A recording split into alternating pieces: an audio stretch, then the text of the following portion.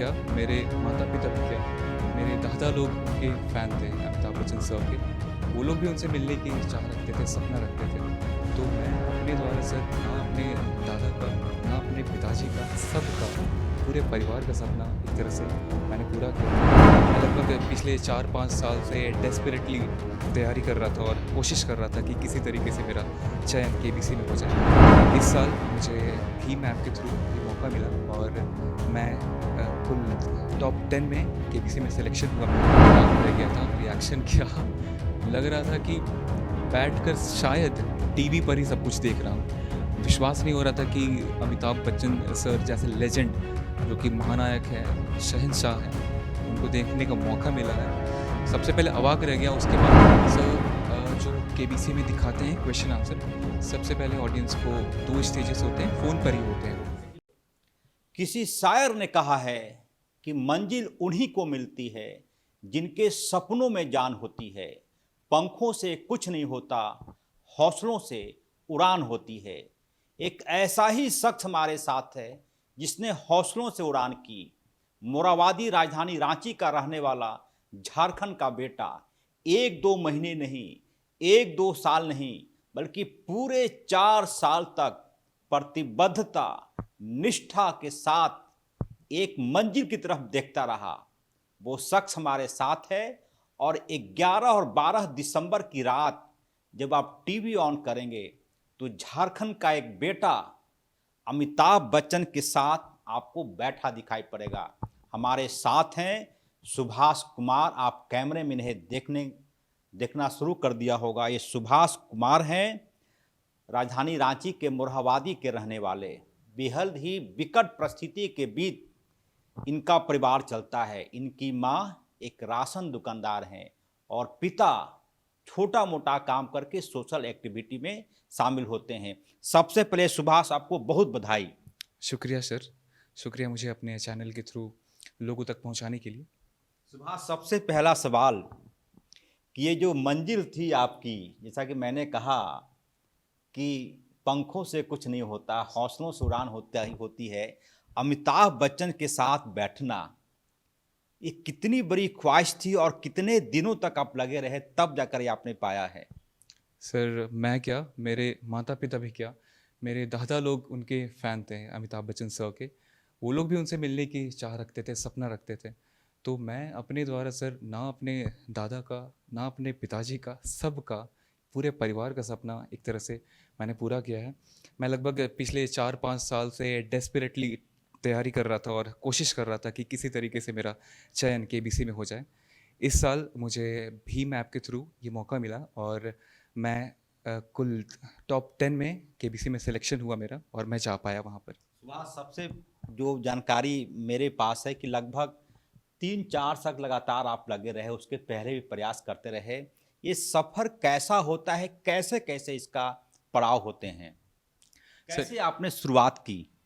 Sir KBC शायद भारत का कोई परिवार ऐसा ना हो कि नहीं देखता हो। हर कोई जाना चाहता है केबीसी में, लेकिन इसकी चयन प्रक्रिया होती है बहुत कॉम्प्लेक्स होती है, टफ़ होती है। लगभग आपको 4 से लेकर 6 स्टेजेस निकाल कर अंतिम में फास्टेस्ट फिंगर फर्स्ट का मौका मिलता है जाने का। तो सबसे पहले फ़ोन पर ही ऑडिशंस होते हैं सर। फ़ोन पर ही आपको 2 स्टेजेस होते हैं, उसको क्लियर करने होते हैं। उसके बाद आपको हम उस पर आएंगे। जी सर। सबसे पहले सुभाष, जब आप अमिताभ बच्चन को आपने सबसे पहले देखा, जब आप गए होंगे हॉट सीट पर, क्या रिएक्शन, क्या मुंह से निकला? सर अवाक रह गया था, रिएक्शन क्या लग रहा था कि बैठकर शायद टीवी पर ही सब कुछ देख रहा हूँ। विश्वास नहीं हो रहा था कि अमिताभ बच्चन सर जैसे लेजेंड, जो कि महानायक हैं, शहंशाह हैं, उनको देखने का मौका मिला है। सबसे पहले अवाक रह गया, उसके बाद बिल्कुल जैसे अभी कैसी पर्सनालिटी दिखती है अमिताभ बच्चन की? सर सच कहूँ तो जो हम लोग सोचते हैं, समझते हैं, जितना उनको जानते हैं, उससे कई गुना ज़्यादा वो बेहद उनकी खूबसूरत व्यक्तित्व है और कुछ अलग ही ऑरा है उनका। वो जब आते हैं तो ऑडियंस पागल हो जाती है कि उनके पीछे कोई उनको भाई कहता है, कोई उनको मामा कहता है। अभी ना अमिताभ बच्चन सर को जो हम लोग समझते हैं ना सर, वो उनसे कई ज़्यादा हैं। वो सपनों जैसे हैं, बस मैं इतना और कहना एक चाहता हूँ। बार मैं बता दूं कि केबीसी पर ऐसा नहीं है कि आपने कुछ क्वेश्चंस के आंसर दिए और आपको बुला लिया गया। सबसे पहले आपके पास फोन कॉल आएंगे। फोन कॉल पर 2-3 सवाल दिए जाते हैं संभवतः। यदि वो कैटेगरी अपने पास कर ली तो सप्ताह दिन के बाद क्या है पूरी प्रक्रिया? जो केबीसी में दिखाते हैं क्वेश्चन आंसर, सबसे पहले ऑडियंस को 2 स्टेजेस होते हैं, फ़ोन पर ही होते हैं वो। जैसे कि मान लें कि वो टीवी देख रहा है, ठीक है? तो सर अमिताभ सर पूछते हैं कि ये सवाल ऑडियंस के लिए है, उसके द्वारा आप इस हॉट सीट पर आपको आने का मौका मिल सकता है। तो पहला सवाल होता है, उसका उत्तर देना होता है। अगर आप सही दे दिए, दूसरा सवाल भी होता है। दूसरे सवाल के बाद आपको जब वो फाइनल हो जाता है, उसके बाद कॉल आता है कि यस सर, हाँ, करीब 7-8 दिनों बाद वो कॉल आता है कि आपको कुछ लोगों में 1000 में चुना गया है, तो आपको ग्राउंड ऑडिशंस के लिए मुंबई आना पड़ेगा। तो ये तीसरा स्टेज होता है जिसमें मुंबई जाना पड़ता है। यानी कि टीवी पर जो सवाल दिख रहा होता है उसका जवाब देना होता है, पहला स्टेज। उसके बाद आफ्टर 1 वीक और 8 डेज जो भी कह लें, बस कॉल आता है उधर से। या बिल्कुल, यस सर, बिल्कुल। उसके बाद आपको ग्राउंड ऑडिशंस जो कि मुंबई में होते हैं, 2 स्टेज क्लियर करने के बाद मुंबई बुलाया जाता है, और लगभग कुछ हज़ार होते हैं वहाँ पर भी। वहाँ पर जाकर आपको बहुत सारे स्टेजेस होते हैं, रजिस्ट्रेशन होता है, फॉर्म फिलिंग के लिए आपको 1 से 2 घंटे दिए जाते हैं। उसमें लगभग 40 से 50 अलग अलग सवाल होते हैं आपकी ज़िंदगी के बारे में। उसके बाद भी सर, वो फॉर्म भरने के बाद आपको एक जीके टेस्ट के लिए बुलाया जाता है, फिर से। मतलब ये नहीं कि आप फ़ोन में आंसर दे दिए उसके बाद सीधे आप चले गए, वहाँ पर आपको जीके टेस्ट के लिए बुलाया जाता जैसे है। कि माने कि आपने फोन पे दोनों सवाल का जवाब दे दिया होगा, उसके बाद 7 दिन के बाद कोई कॉल आएगा उधर से, तो फिर मुंबई चले गए। मुंबई में कैसे गए? सर मुंबई में अपने ही खर्च पे जाना होता है। जब ऑडिशंस होते हैं तो वो खर्च सब अपने ही करना होता है। आप ट्रेन से जाइए, प्लेन से जाइए, वो आपकी सहूलियत है। तो आप जाते हैं वहाँ पर, वहाँ होटल पर रुकते हैं। उसके बाद आपको ग्राउंड ऑडिशंस के लिए लगभग सुबह 4 से 5 बजे ही लग जाना है, क्योंकि भीड़ बहुत होती है। वहाँ पर यस सर, मैं जब 5 बजे सुबह गया था तो मेरे आगे 400 लोग थे उस दिन। आप समझ सकते हैं सर क्रेज़ क्या है केबीसी का। उन लोगों ने भी वो सवाल के जवाब सही दिए होंगे जो फोन पे आया होगा। बिल्कुल सर, बिल्कुल। तो कुछ हज़ार का वहाँ होता है सिलेक्शन। लोग लाइन लग जाते हैं पागलों की तरह, पागलों की तरह। क्रेज़ बहुत ज़्यादा है ना सर केबीसी में, तो इसीलिए लोग लाइन लग जाते हैं। मैं भी सुबह 5 बजे पहुँचा था और मैंने देखा कि लगभग 400 लोग थे आगे, पहले से खड़े। मैं क्या रिएक्शन हो रहा था उस वक्त?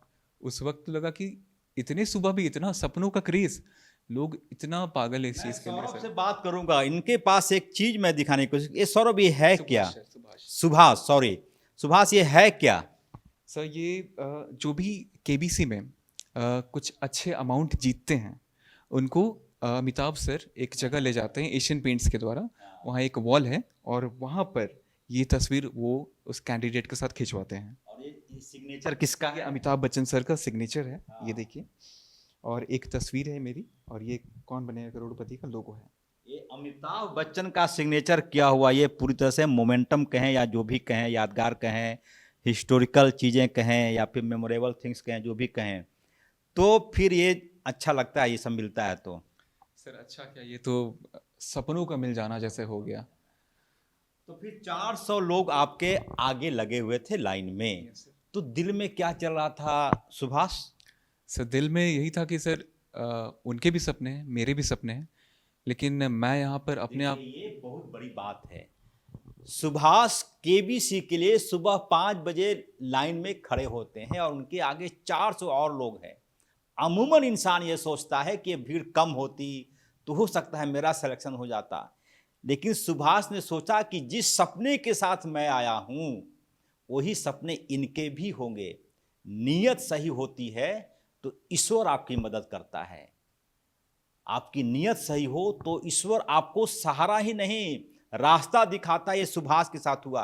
मन में ये नहीं लगा सुभाष कि इतने सारे लोग क्यों आ गए, इतने सुबह कम ही लोग रहते तो मेरा सिलेक्शन होता है। ये थिंकिंग कहाँ से आई कि भाई मेरा जो सपना है सेम सपना, ड्रीम उनका भी होगा?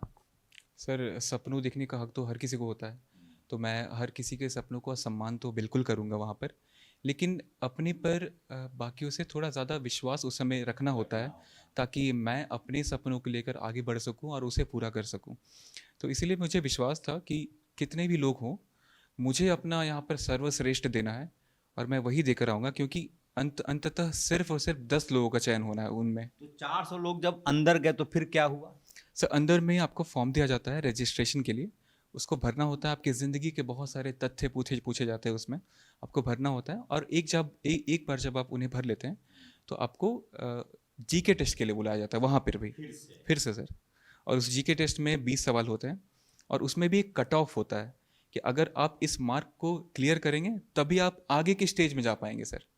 तो मैंने वो मार्क क्लियर कर लिया था और उसके बाद फिर से इंटरव्यू होता है आपका। देखिए, ये सारी चीज़ें ऐसे लोगों के लिए जो केबीसी पर देखते हैं कई बार कि कौन आ गया, कैसे आ गया, लगता होगा कि छू मंतर है। भाग्य एक बार काम देता है, उसके बाद आपकी मेहनत। एक भोपाल रायपुर की प्रज्ञा है, वो भी केबीसी के पास गई थी। उन्होंने कहा कि सौरभ सुभाष कि भाग्य सिर्फ एक बार साथ देता है, बाकी आपकी मेहनत। सर मैं भाग्य पर उतना भरोसा नहीं करता हूँ, मैं सिर्फ और सिर्फ मेहनत पे ही भरोसा करता हूँ, क्योंकि जो चीज़ मेहनत से पाई जा सकती है ना वो भाग्य से नहीं पाई जा सकती। रजिस्ट्रेशन आपने किया? Yes sir. तो मेरा जीके टेस्ट हो गया था और मेरा मन में था कि सर मैंने अच्छा वहाँ पे प्रस्तुति की है अपनी। उसके बाद मुझे अंततः इंटरव्यू के लिए बुलाया गया। मैं बहुत खुश हो गया कि इंटरव्यू के लिए बुलाया गया मुझे।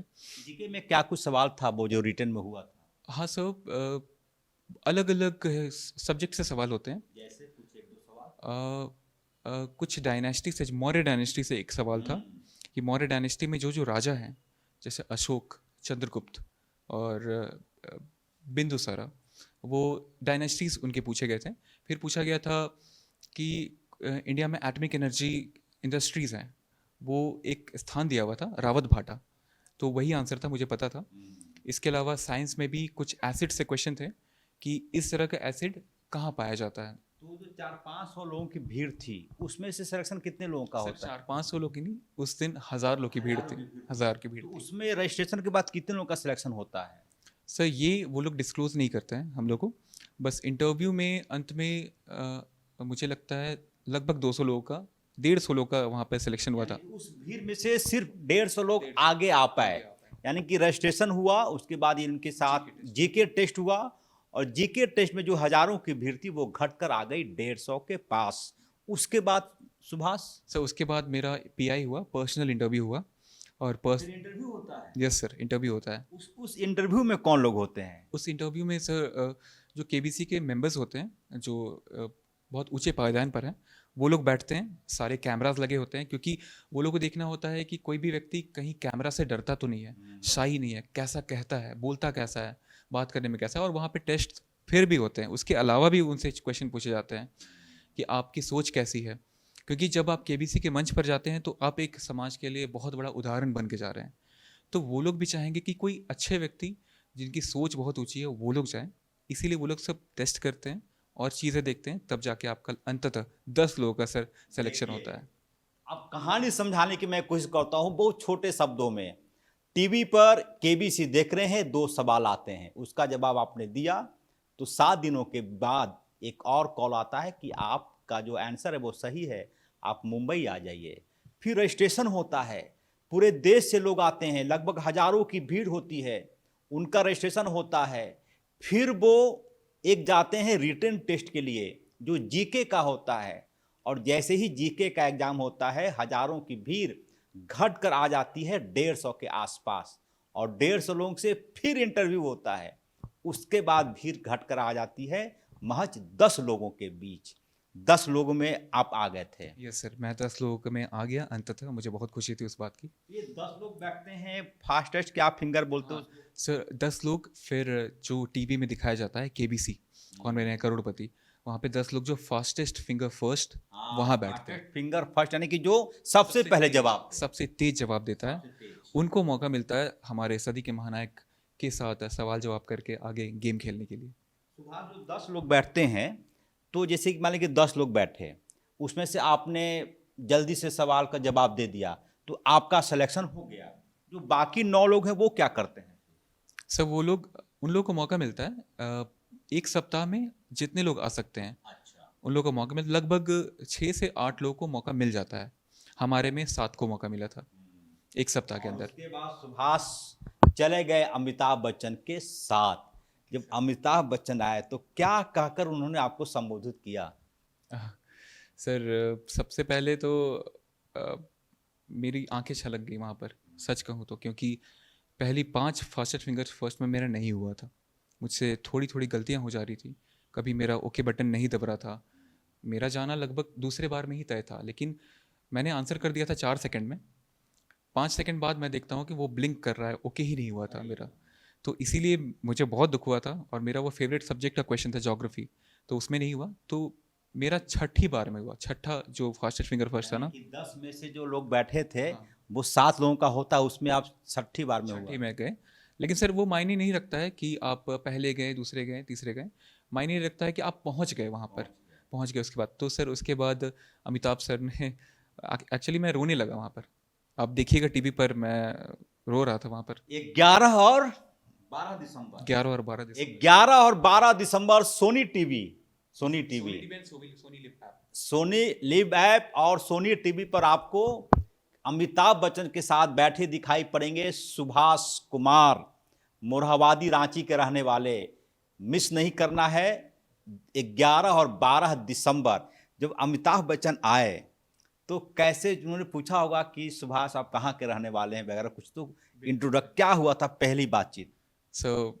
मैंने गर्व से कहा सबसे पहले सर मेरी। उसके बाद जब मैं वहाँ पर बैठा तो उसके बाद सर ने बोला कि सर अब हम आपको अनुमति नहीं देंगे, क्योंकि मैं समझता हूँ इस चीज़ को कि लोग भावुक हो जाते हैं, आप भी भावुक हो गए। उसके बाद मैंने सर अपना गर्व से अपनी जगह का बताया कि सर मैं रांची झारखंड का हूँ, गर्व से इस चीज़ को बोलता हूँ मैं। क्या अमिताभ बच्चन का रिप्लाई था? वो भी बहुत खुश हुए सर, क्योंकि वहाँ पर जाने वाले भारत के अलग अलग कोने से आते हैं और वो हर किसी का सम्मान करते हैं। वो भी बहुत खुश हुए थे।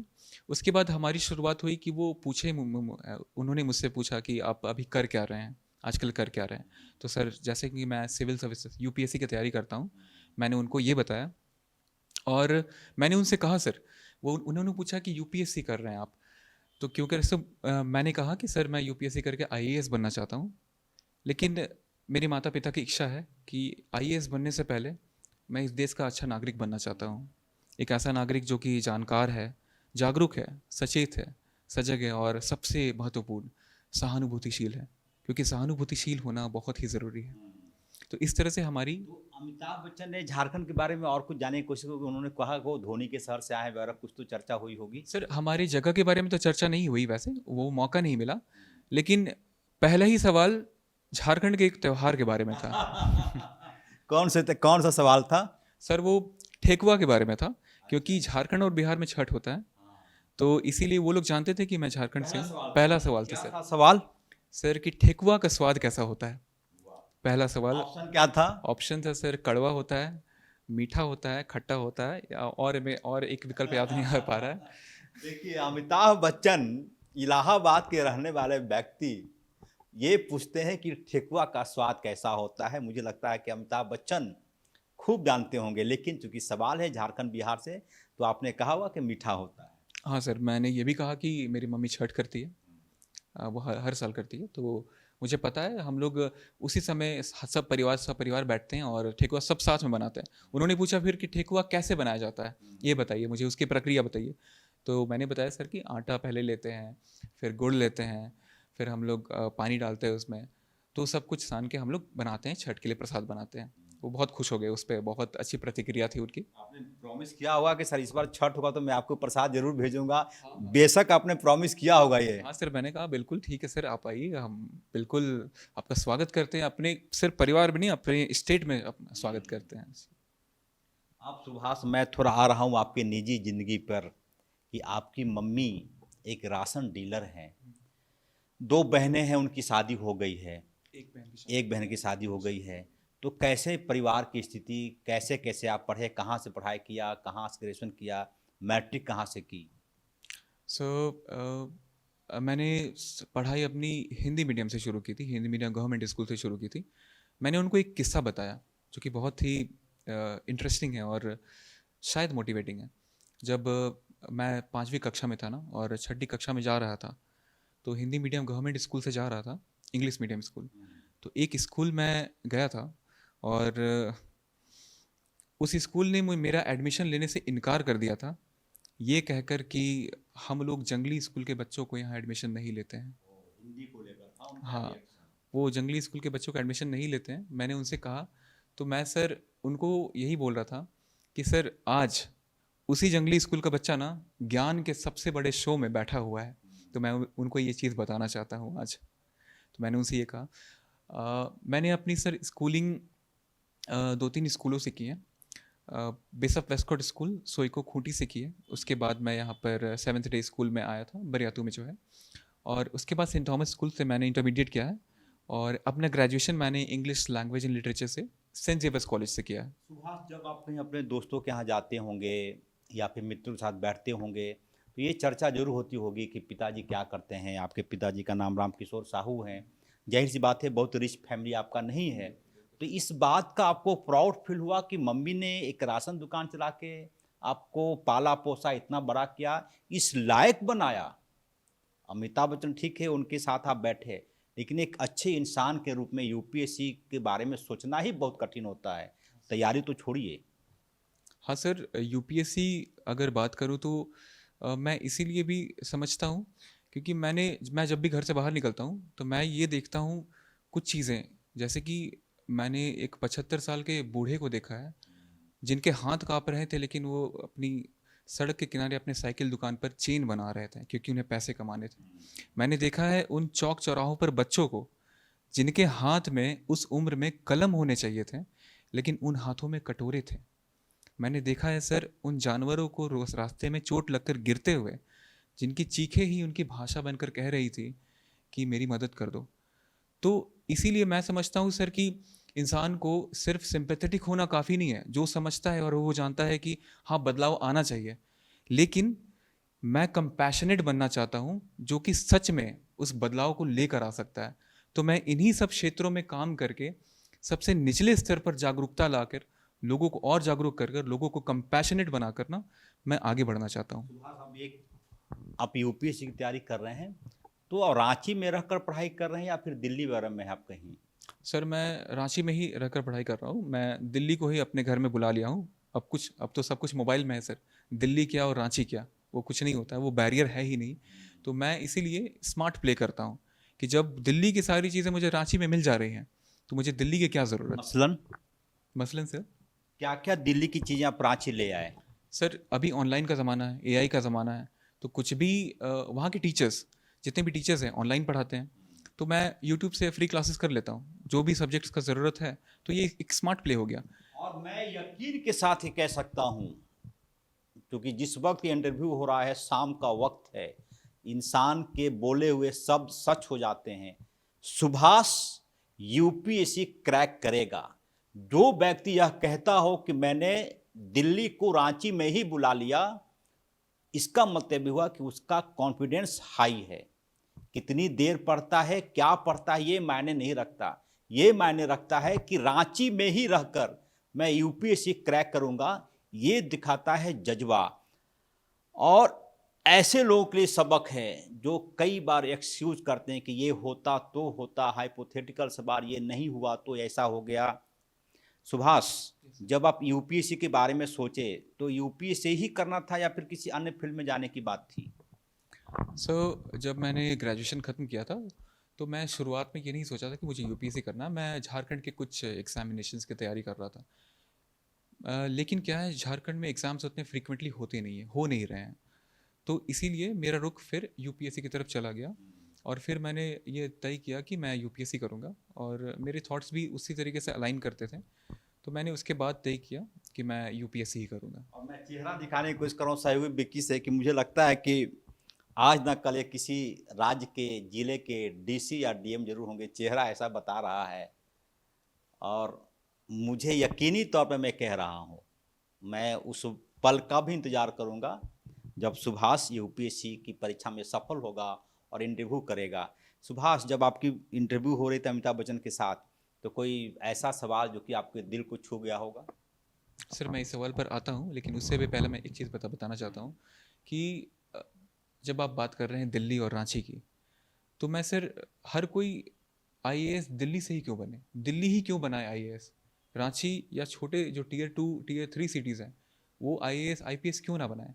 इसलिए मेरी सोच यही है सर कि आप अपने स्थान को ना अपने थ्रू ऊपर लेके चले जाइए, ऊपर स्थान है उससे आप ऊपर मत बढ़िए। तो इससे मेरे थ्रू मेरे जगह को ये पहचान मिलेगी।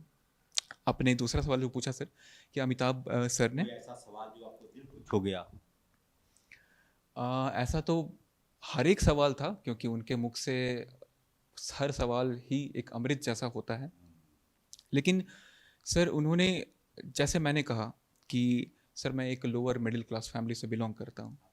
यस सर, मैंने कहा था उन्हें कि मैं एक लोअर मिडिल क्लास फैमिली से बिलोंग करता हूँ, और उन्होंने पूछा था कि आपके लिए ये रकम जो मैंने जीती है वो क्या मायने रखती है। तो उन्होंने इसे ये कहा, सर हम इन सब चीज़ों में विश्वास नहीं करते हैं, लोअर मिडिल क्लास फैमिली ये सब कुछ नहीं होता है, क्योंकि आप आज अपने ज्ञान के बलबूते आए हैं यहाँ पर आए हैं।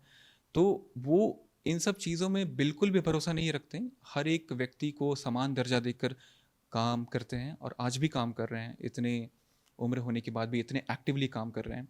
तो मुझे इस चीज़ से प्रेरणा मिली सर कि वो जब इतना कर सकते हैं तो हम लोग तो और करना चाहिए इस चीज़ को। सुभाष, एक सौभाग्य आपको और मिला कि लगातार 2 दिनों तक 11 और 12 दिसंबर को आपको पूरा भारत देखेगी, पूरी दुनिया देखेगी। ये कैसे संभव हुआ? सर मौका मिला मुझे। पहले दिन जब मेरा खेल था तो वो 5 लाख तक चला था, और उसके बाद दूसरे दिन, क्योंकि वो कंटिन्यू होना था, तो मैं रोल ओवर कंटेस्टेंट था। रोल ओवर कंटेस्टेंट होने से मुझे सबसे बड़ा फ़ायदा हुआ ना कि शायद इस सदी में और लोगों को वो नहीं मिल पाएगा। वो ये था कि मैं अमिताभ बच्चन सर के साथ सेट पर दौड़ कर आता हूँ। उस दिन, दूसरे दिन दौड़ कर आ रहा हूँ। वो दौड़ किसी मैराथन से भी बड़ी दौड़ है सर। मतलब क्या हुआ? सर जब गेम की शुरुआत होती है तो अमिताभ सर दौड़ कर आते हैं सेट पर, हर बार उनकी आदत है। तो मैं क्योंकि रोल ओवर कंटेस्टेंट था तो वो मेरे साथ दौड़ कर आए थे उस दिन गेम की शुरुआत करने के लिए। तो इससे बड़ा सौभाग्य मेरे लिए क्या हो सकता है सर कि सदी के महानायक के साथ मैं दौड़कर सेट पर आ रहा हूँ और ऑडियंस पूरा चिल्ला रही है, हमें चीयर कर रही है अमिताभ सर के साथ। ये बहुत बड़ी बात थी सर।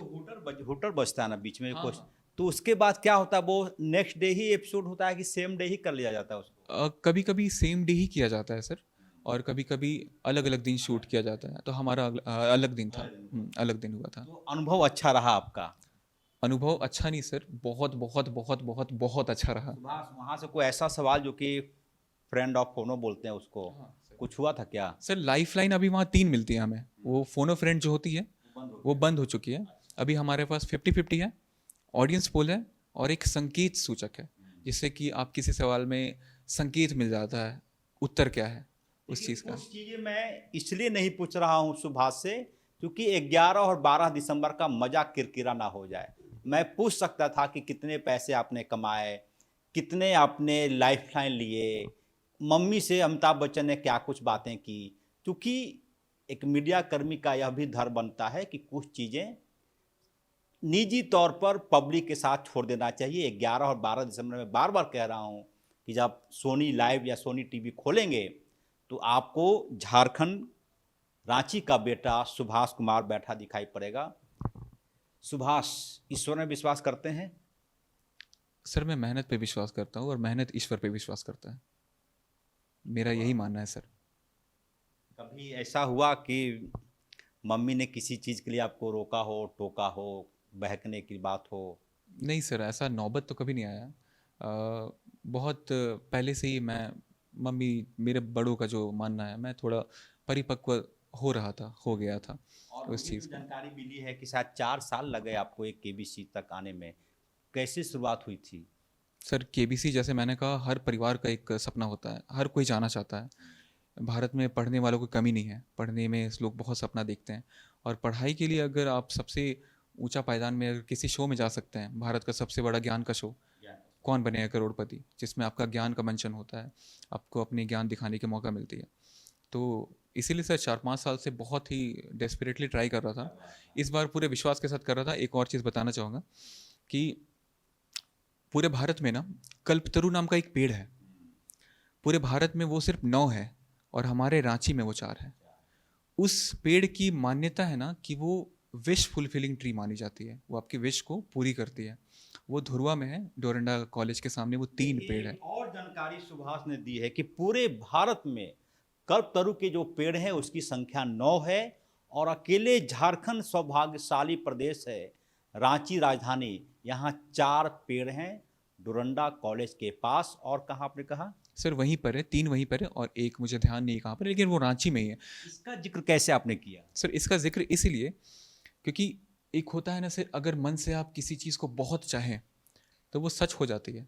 तो जब इस साल कौन बनेगा करोड़पति जब शुरू हो रहा था, तो मैंने क्या किया था, मैंने एक कागज़ पर ये लिख कर रखा था कि मैं 2025 में कौन बनेगा करोड़पति मैं जा रहा हूँ। और मैंने उससे सबसे खास जगह अपने रखा था, ट्रॉफीज़ और मेडल्स, मुझे उससे बहुत प्यार है, रखा था। और उस पेड़ से भी विश मांगी थी कि मुझे जाना है, जब भी पार होता था वहाँ से जाना है, मुझे जाना है, और पूरे विश्वास के साथ। और सर देखिए, ये जादू कहिए या क्या कहिए, ये सच हो गया। देखिए, मैं बार बार अपने शो में, अपने इंटरव्यू में कई बार हमने कहा है कि मानो तो देव नहीं तो पत्थर। पत्थर को पूछते पूछते इतनी शक्ति उसमें आ जाती है कि वो आपको राह दिखाता है। एक छोटी सी कहानी है, एक व्यक्ति कहीं जा रहा था, वो भगवान को बहुत मानता था। सामने से एक पागल होता हुआ सांड आ रहा था, तो किसी ने कहा, एक छोटे बच्चे ने, कि बाबा किनारे हो जाइए, एक सांड पागलों की तरह दौड़ता हुआ आ रहा है, हो सकता है आपको मार दे, आपकी जान चली जाएगी। उस व्यक्ति ने कहा कि मारने वाला भगवान है, बचाने वाला भगवान है। संयोग से उस सांड ने मारा, उसकी मौत हो गई। वो व्यक्ति ऊपर गया। कहानी है, आप माने तो ना माने तो। फिर ईश्वर से पूछा कि मैं तो आपकी इतनी पूजा करता था, फिर ऐसी मौत मुझे क्यों आ गई? ईश्वर ने कहा कि कोई बच्चा तुम्हें कह रहा था कि तुम किनारे हो जाओ। तो उस व्यक्ति ने कहा कि हाँ, एक बच्चा था। कहा कि वो मैं ही था, तुमने समझा नहीं। आप कदम बढ़ाएंगे एक, ईश्वर आपके 2 कदम साथ देगा। सुभाष कुमार यूपीएससी की तैयारी कर रहे हैं, केबीसी के हॉट सीट से लौटकर रांची आए हैं, और कल्पतरु के बारे में ऐसी कहानी कि सुनते वक्त सिहरन पैदा हो जाती है शरीर में। मैं बार बार कह रहा हूं कि ये सब कुछ मानने के ऊपर है, नहीं माने तो सब कुछ हवा है। और एक और चीज जो कहा जाता है कि आप कर्म करो, फल की चिंता ना करो, ये इसलिए कहा जाता है कि आपके शरीर के अंदर जो पार्ट्स हैं, आंत आपकी बात नहीं मानता है, किडनी आपकी बात नहीं मानता है, ऑटोमेटिक ये काम करता है, कैसे आपकी कोई बात नहीं मानती, इसलिए कहा था कि कर्म करो। ये कल्पतरु की कहानी कितने लोगों को ये हो सकता है, कुछ लोग बोले कि अरे क्या बोल रहा है। सर अपना अनुभव बताइए कल्पतरु के बारे में। सर कैसे ये बातें आई? सर मैंने पढ़ा है, मैं झारखंड पब्लिक सर्विस कमीशन की तैयारी करता था पहले। तो मैं जब झारखंड की किताबें पढ़ता था तो मुझे ये पता चला जो कल्पतरु पेड़ के बारे में। तो उसमें मैंने पढ़ा कि ये इसकी मान्यता ये है। तो मैंने भी सोचा, मैं अंधविश्वास पे विश्वास नहीं करता हूँ, विश्वास पे विश्वास करता हूँ। तो इसीलिए मैं इस चीज़ को मानता था, और बहुत ही पूर्ण विश्वास के साथ। और विश्वास इसीलिए क्योंकि कितने दिनों बाद ये पूरा हो गया? सर मैंने इसी साल इस चीज़ को मांगा था, इसी साल पूरा होते होते हो गया, पूरा हो गया सर, बिल्कुल सर। जब हुआ कि केबीसी में जाना है, मम्मी का क्या रिएक्शन था? और पापा जो है रामकिशोर साहू, एक बार कैमरा उधर कर देंगे इनके, आप भी आ जाइए सर, आइए थोड़ा करीब आ जाइए। क्या रिएक्शन है आपका? आपका बेटा केबीसी से लौट कर आया है, पकड़ लीजिए। बहुत गौरव अनुभव हो रहा है। झारखंड का नाम रोशन करके आया है, और हम लोग सभी झारखंड वासियों को एक संदेश देना ही चाहता है कि मेहनत करो, अपना कर्म पर विश्वास करो, यही तो करके आया है। प्राउड फील हो रहा है? बहुत गौरव फील हो रहा है। और इसके लिए तो बहुत सारा, हम तो रोज़ काली मंदिर जाते हैं, वहाँ आरती करते हैं। और हमको जिस दिन ये हॉट सीट में जाने वाला था, चूँकि 2 दिन इसका नहीं हुआ, तो तीसरा दिन हम इसको बोले फ़ोन करके कि जाओ आज हो जाएगा। और माँ से प्रार्थना किए, और इसका मेहनत सफल रंग लाया। आज सामने है आपका। और मेरे क्या कहिएगा, मेरा हाँ, और आप मेरे दोस्त पुराने, आज इसको अपने साथ बैठा कर, हाँ, मैं तो उस दिन का इंतजार कर रहा हूं जब सुभाष कुमार यह बोले कि अजय सर, मैंने यूपीएससी निकाल लिया है, मैं आपके यहाँ आ रहा हूँ मिठाई लेकर, मैं उस दिन का इंतजार कर रहा हूँ। और यदि कल्पतरु है उसमें ताकत, तो मैं उनसे निवेदन करूँगा इस बच्चे को आशीर्वाद दें। सुभाष, एक जो अंतिम सवाल की तरफ मैं आ रहा सर हूँ। उससे पहले मैं एक और हाँ, कहना चाहता हूँ। सर मैंने वहाँ पर सिर्फ यूपीएससी पढ़ाई की बात नहीं की है। मैं और बहुत कुछ करता हूँ। मेरी कुछ कुछ प्रतिभाएं जो थोड़ी बहुत है। मैं सर गाना गाता हूँ, म्यूज़िक करता हूँ, मिमिक्री करता हूँ। मैं स्पोर्ट्स में भी थोड़ा। बिक्री किसकी करते हैं? सर मैं नाना पाटेकर सर और सनी देओल सर की करता हूँ। तो मैंने सर को मिमिक्री करके ही बताया है वहाँ पर। नाना पाटेकर सर और सनी देओल सर की मिमिक्री किया है मैंने आपके सामने? बिल्कुल सर, उनके सामने मैंने की है। फिर मैंने गाना भी सुनाया है उन्हें, गाना भी सुनाया है, मिमिक्री भी की है और कविता भी बोली है सर। देखिए, सब कुछ 11 और 12 दिसंबर को सुनाई पड़ेगा आपको। सुभाष कुमार महानायक के साथ बैठे हैं। जब हम लोग तीसरी चौथी कक्षा में पढ़ते थे उस वक्त उनकी पिक्चरें आया करती थी, डॉन, शान, पता नहीं कौन कौन सी पिक्चर, और वो सब देख के हम लोग बड़े हुए। और एक कहानी मेरे मोहल्ले में उस वक्त, मुझे लगता है कि वो ईयर होगा 1983-84 का, मोहल्ले में रिक्शा पर अनाउंस होता था कि आज की रात 9 बजे अमिताभ की पिक्चर डॉन को दिखाया जाएगा। पूरे मोहल्ले में ऐसा होता था सुभाष कि उत्साह का माहौल हो जाता था। तो एक बार मिमिक्री नाना पाटेकर का ही करें तो अच्छा लगेगा। सर ये मिमिक्री मैं थोड़ा सीक्रेट रखना चाहूँगा। मैं वहाँ किया हूँ सर, तो आप लोग को बहुत मज़ा आएगा, वहाँ पर देखिएगा तो ये बहुत ही अच्छा लगेगा सर। किसी और दिन सुभाष से जब बात होगी तो मिमिक्री के बारे में बात होगी। सुभाष, एक अंतिम सवाल आपसे। एक जो परसेप्शन है कि मोबाइल आपने रखा तो कोई एग्जाम नहीं पास कर पाओगे, क्या है कहानी? मोबाइल आपने रखा तो एग्ज़ाम नहीं पास कर। यानी कि मोबाइल पर ज़्यादा समय आपने दिया, मोबाइल से दोस्ती कर छोड़ दो तब यूपीएससी क्रैक करोगे, मोबाइल क्यों है, वगैरह वगैरह बातें आती हैं।